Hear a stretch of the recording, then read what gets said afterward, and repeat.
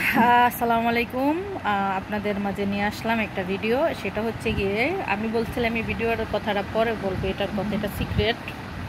যেমন আমি কালকে রাত্রে আমার হঠাৎ তরমুজ খাইতে মনে করতেছে, তো আমি ভাবলাম যে যাই দোকানে যাই দেখি তরমুজ পাই কিনা। তো আমিও যে কথা সেই কাজ চলে গেলাম, হাঁটতে হাঁটতে যাওয়ার পর দেখতেছি সস্তা, বাঙালিদের সস্তা তিন অবস্থা বলে না, যে বাঙালিরা সবসময় সস্তা জিনিসের পিছনে আকৃষ্ট। রাইট, একদম ঠিক কথা, বাঙালিরা সবসময় সস্তা জিনিসের পিছনে দৌড়ায়।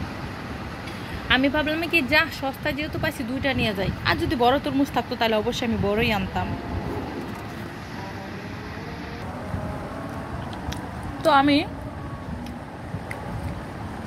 ভ্যানে থেকে দুটা তরমুজ আনছি। এখন আইনারা বাড়িতে একটা তরমুজ ট্রাই করলাম, এটার অর্ধেকটাই ট্রাই করছি, কিন্তু